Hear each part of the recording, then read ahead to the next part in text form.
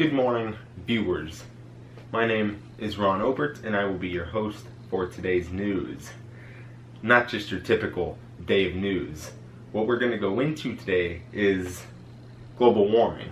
And not just global warming, but overall climate change. And not just climate change, but the causes and effects. And I actually have a solution towards the end. But first, I will provide all the evidence to why I think global warming is not real and highly exaggerated by many, if not all, because I actually had a really hard time finding evidence that it was not what it sounds like in the most hands of people. So I'll get right into it, and I have all my sources, not just 5 or 6 or 7 or 8, but 9 sources. And one of the sources came from a whole attachment of 31 other sources, which I will not name, but it is included in here, and they are all in the description of this. So, I will start off by saying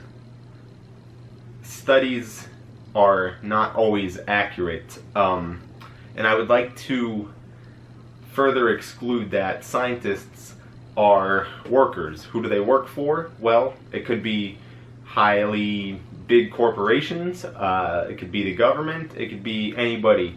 And just to make everything clear, which I will come back to towards the end, teachers work in the same way, no offense, but to help me out here, I will go as far as to say I'd be willing to bet that scientists and teachers are the same because of how they learn things and what they're told, and then how they tell other people the same stuff.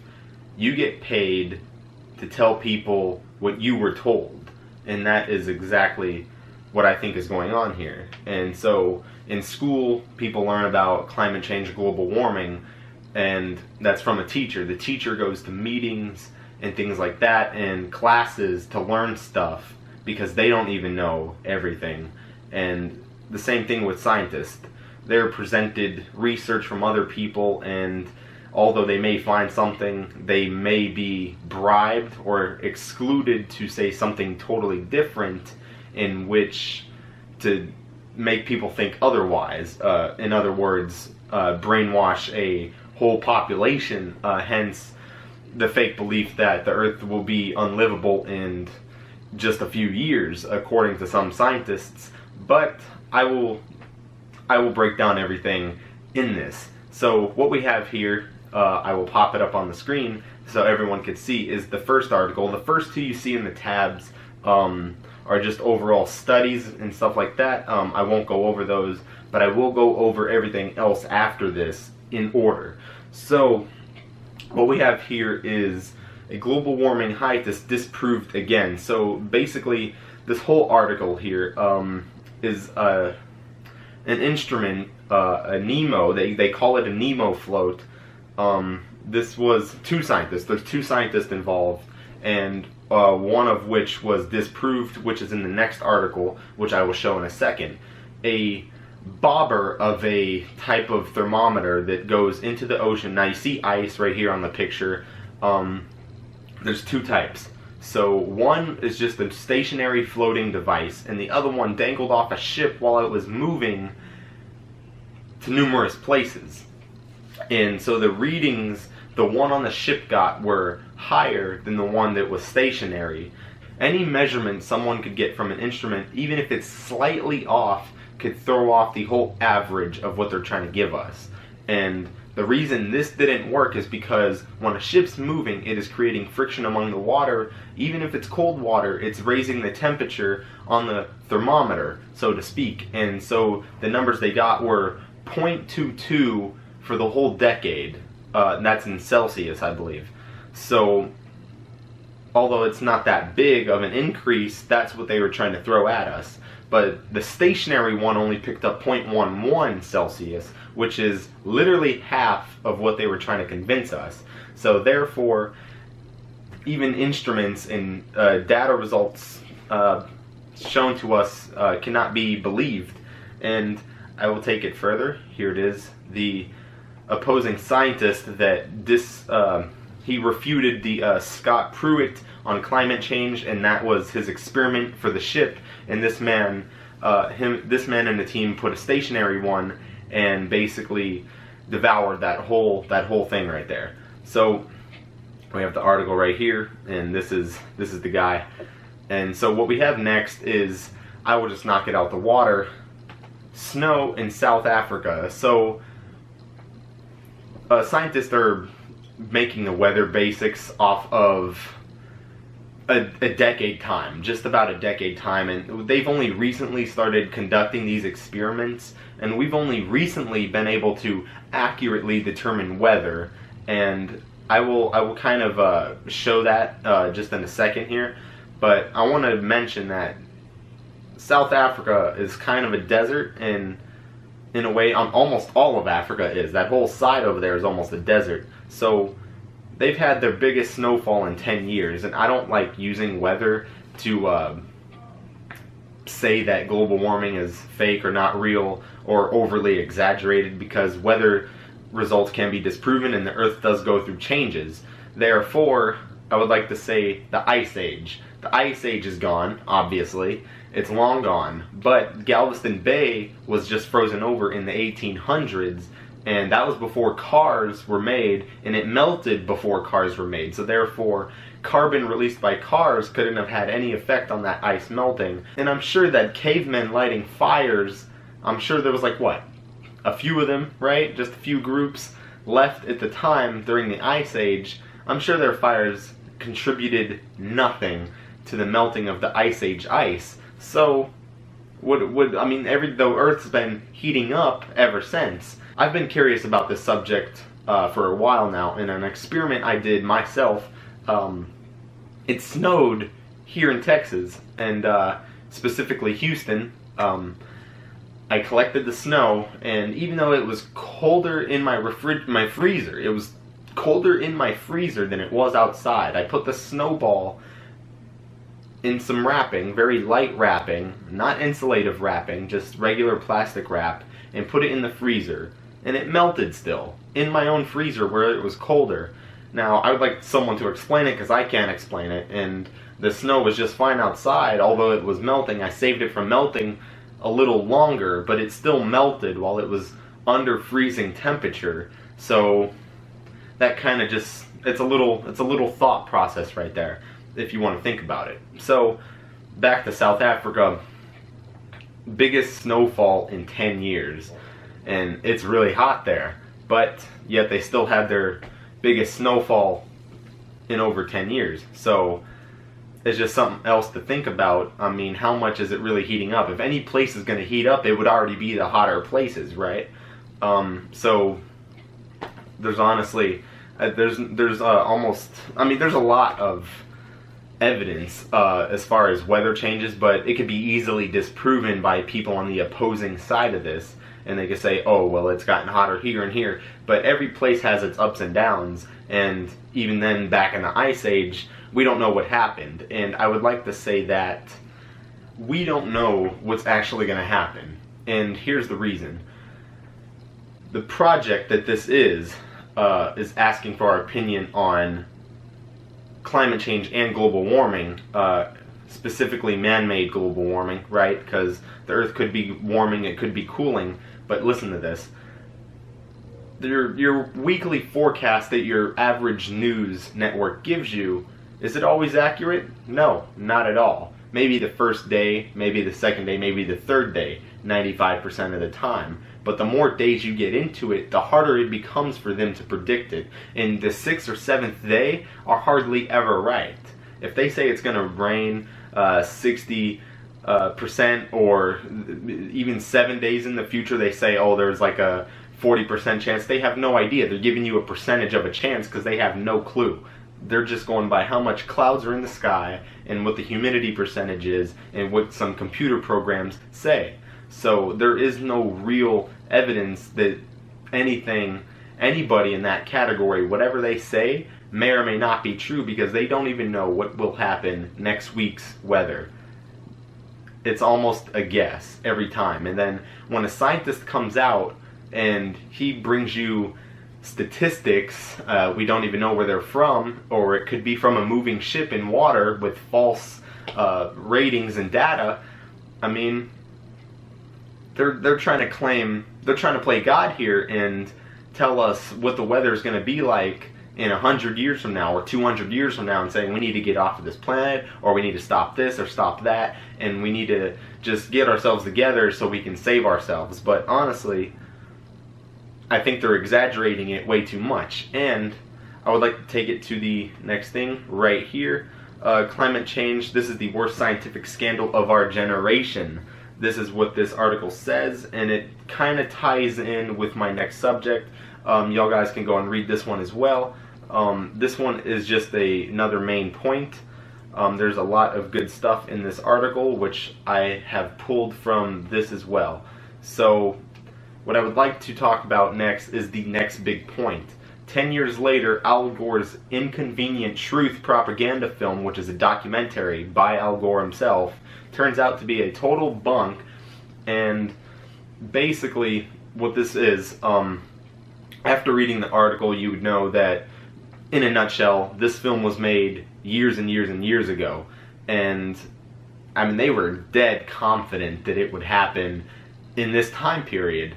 But yet, even when this article was made, 10 years later, nothing even close happened. And then a lot of people have seen that famous clip of like a polar bear floating on ice by itself, and they're like, oh, it's going to drown, blah, blah. That was actually debunked as a hoax, and I'm not one to say if it was true or not because I haven't seen it myself.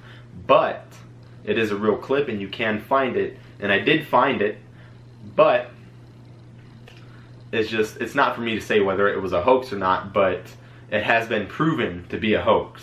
And so almost everything in the film has not come true, and anything that was shown was studio made. So it can be debunked, and anything in that film is unaccountable for, and all the data shown in there is not real also. So next on this is these are some graphs here on this page showing solar activity patterns, and they're actually predicting that we will go into a mini ice age. Now, I'm not one to certainly agree with it, but maybe because I live in Texas, I doubt it would happen here. But then again, I don't like to go off of weather for things like this, because it can be easily disproven, and yeah, some parts are heating up, some parts are cooling down, but as you see, there's a question mark right here on the graph, and no one knows. No one knows. It's a computer automated system guessing that the temperature will dip down into a cooler weather, right? So even though in the 1500s it was cold, and then it spiked up, and then dropped down, and then spiked up, dropped down, and then the drop down portion is steadily increasing. Now, this disproves my point, actually. But I like including the counter argument so I can further my reasoning. Usually the Earth is going to level itself out, right? If it's too cold for life, it'll heat up enough for life, but maybe it'll heat up too much and it will start to cool down again. So once it gets almost too hot, I'm almost positive the Earth will find a way to cool itself down. At least that's what the graph is saying. And I'm not Earth, and I don't know nothing about the Scientology behind any of this, but I'm almost certain it will. And for my next propagation, it's a little overboard, but then again, there's a bit of evidence actually shadowing this, and if you do want to take the route to believe scientists, there's scientists that back this up as well.